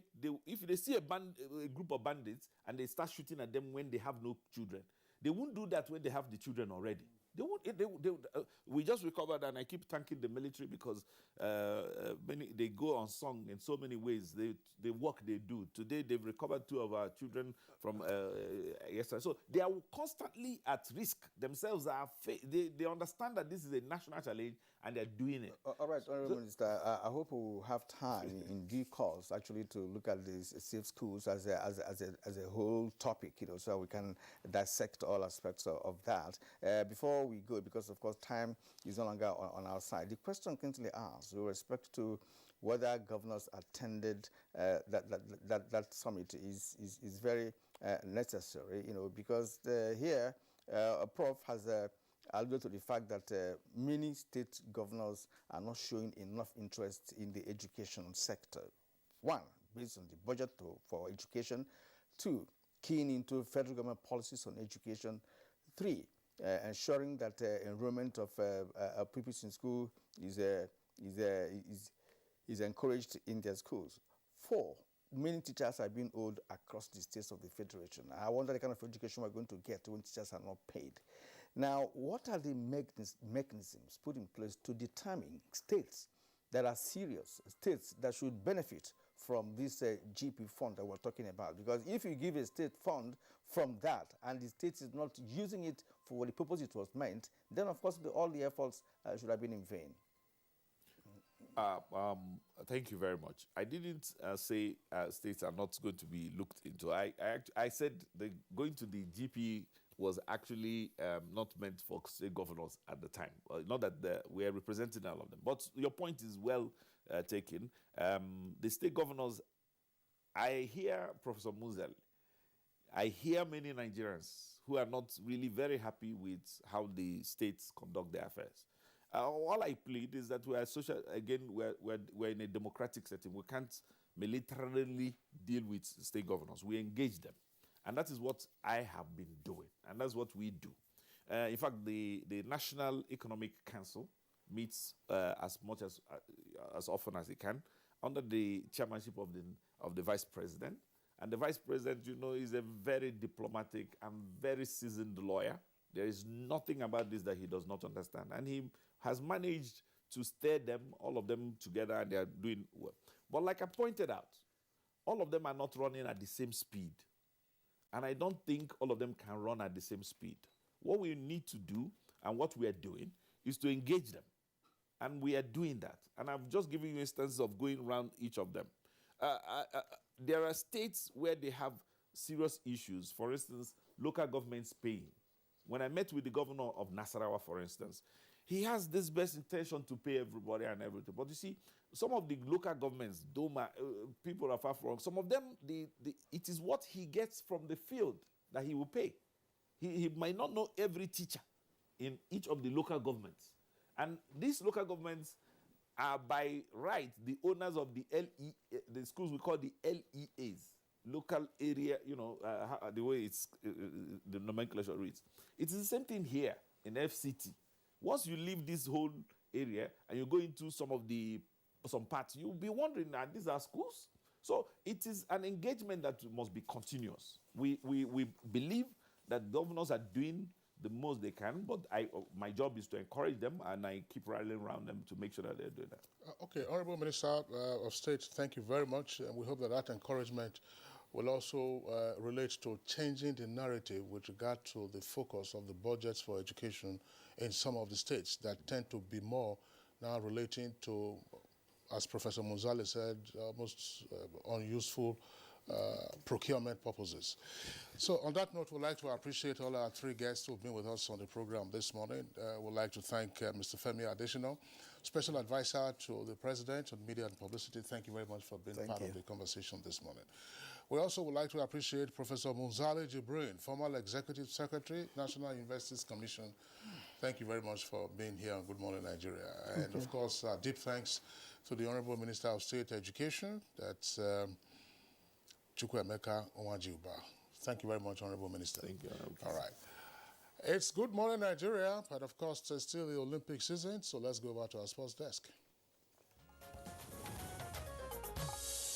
Aqua United won the 2020-2021 Nigeria Professional Football League title after they defeated MFM FC 5-2 on Sunday. Charles Astimini stood out for the host at the Gospel Akpabio Stadium as his hat-trick of goals helped crush the Olukoya boys, who are winless in their last 8 matches on the road. The thrilling encounter sealed Aqua United's position at the top of the NPFL table with 71 points after 37 matches, 9 points ahead of second place Nasarawa United, who are scheduled to play Rangers later today. The triumph secured the Promise Keepers' first ever top flight crown in their 25-year history. As the ongoing 2020 Olympic Games in Tokyo, it was another miss for Team Nigeria on Monday as medal hope Tobiloba Amusan failed to deliver. Amusan, running from lane 6 in the women's 100 meters hurdles final at the Olympic Stadium, finished 4th after a time of 12.6 seconds.